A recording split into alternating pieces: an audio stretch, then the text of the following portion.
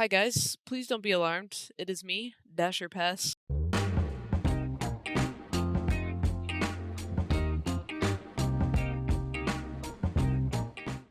You ever just have an itch? That doesn't sound great actually. Listen, today I want to do a deep dive. We haven't done a deep dive in a while, and it's not going to be about an insurance company actually. I wanted to do a deep dive on if these delivery apps are actually benefiting small business. Don't ruin the surprise. We all know the answer to this question. When I signed up during the pandemic, the delivery apps seemed like a godsend, right? I was very naive. I didn't understand until maybe like a month or two into it, like, where's all this money going, Just starting to think about the intricacies of it because back then it was just a paycheck. It still is a paycheck, but I wasn't thinking the things I'm thinking now. And it just seemed like a really great benefit for both parties. And that's the general opinion of, I think, 90% of the population because nobody thinks about this stuff. Nobody cares about this stuff. They just want to get their french fries. So back then, most of my news was coming from Reddit, and there was a ton of articles popping up because everyone was talking about these delivery apps and everything because we were essential workers getting people their food and everything during this crisis. And started to catch my attention that there were some articles popping up just screaming from the rooftops, these apps are not good for small businesses. They suck. It seemed like everyone was kind of getting charged between 20 and 30%. 30%, that's a lot. It's not the only facet that contributes to why DoorDash, Uber Eats, Grubhub aren't actually good for small businesses. There's a lot that goes into it, and DoorDash tries to just wrap it all up into this neat little bow here, and we'll watch this ad. Really, it's nobody's business what you order to support local business. But thank you for supporting local business.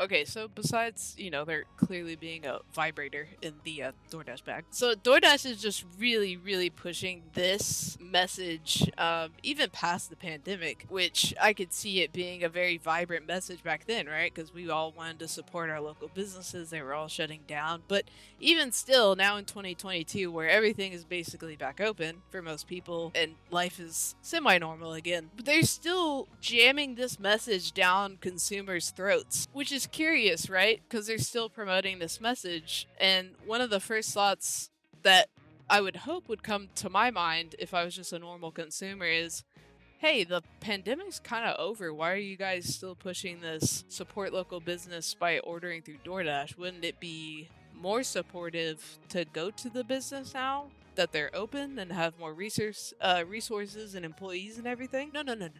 You support your local business by supporting us. We support them.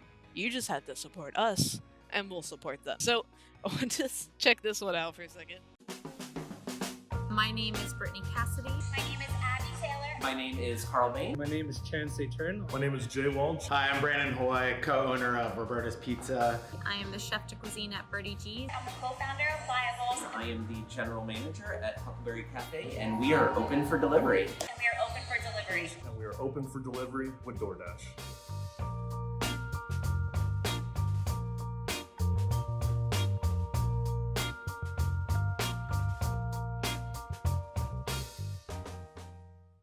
We all see the message they're trying to sell here. Now that I'm actually thinking about it, they're not only selling this idea to us, to consumers, right? They're trying to sell this idea to small businesses as well. If you were a small business owner and saw this and your business was dying and you're like, oh shoot, well if I just sign up for DoorDash, I'll be fine, right? I mean, that's what they're telling me. They just kept 3 restaurants alive, and well, I don't even know, but they're alive. They're alive, man. I just gotta sign up for DoorDash. That's it. No.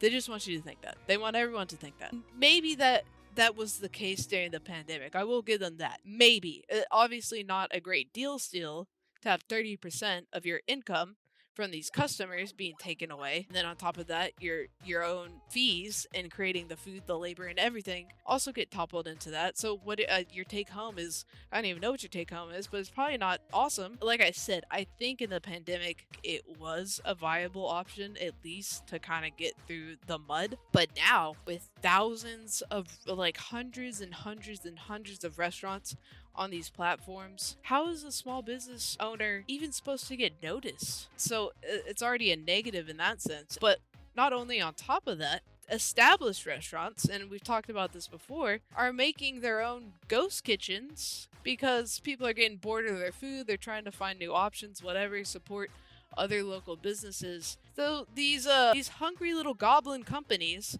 are like, oh, well, you know, the message these days, support local businesses. Why don't we just masquerade as a new small local business? And it's working because they can pay whatever they need to pay to make sure that DoorDash promotes their little ghost kitchen for that week. It gets noticed, people start ordering from it, whatever. The small business person can't really keep up with that. There's no way they're going to be able to keep up with that. Like I said, they not only sell this message to consumers, they heavily rely on selling it to small businesses because they want that 30% fee. Now, there are a few states that have capped that, and DoorDash has even kind of rolled back on the fees a little bit. So in this article, they say before the COVID-19 pandemic, these services would take at least 30% of the total order cost from the restaurant. The New York Post reported that in April 2020, DoorDash sought to aid restaurants. The new commissions will allow restaurants to choose to pay as little as 6% of an order, rising to 15, 25, and 30% depending on their needs. Previously, restaurants were forced to negotiate their fees, which led to many smaller restaurants forking over 30% of every food order. I wonder what the takeaway is though, because I can't imagine DoorDash is like, hey, you can choose your fees and there not be repercussion for what fee you choose. I wish they would elaborate a little more on that, but I like what he says down here too. According to Cornell professor Karen, this type of delivery is only profitable in dense neighborhoods and towns where multiple orders can be delivered quickly and cheaply.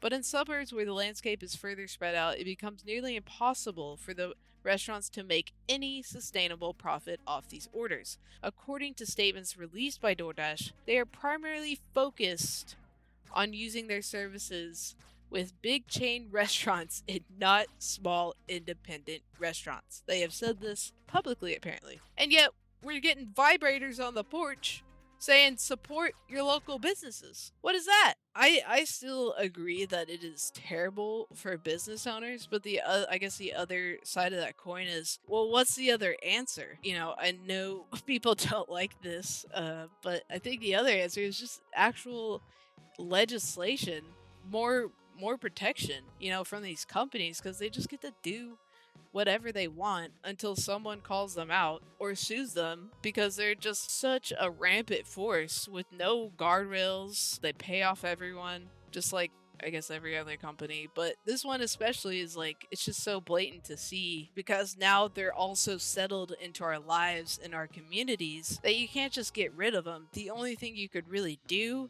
is, like some of these towns, is bring in that regulation and set a cap for the fees that they can take for these restaurants. It's also hard because I think we all know, I don't think these companies would survive actual legislation. And they've even said that multiple times. How true that is, I don't know. I kind of tend to side with them though, because most videos I have seen describing the income and the profits of these businesses is always negative. It's so negative, in fact, that they have to look at different data points to present this image that, hey, we can be profitable. We will be profitable eventually. You just gotta let us overtake all these markets and make everyone so reliant on us, and then we can start to become profitable. Camera died, so just gonna finish this really quickly because my GoPro is starting to freak out because I was talking for 40 minutes and it's burning up. General consensus, it still fucks over small businesses. Thank you guys so much for watching. I really appreciate it. I tried to keep the hat off as long as I could. And other than that, I'll see you next time. Bye-bye.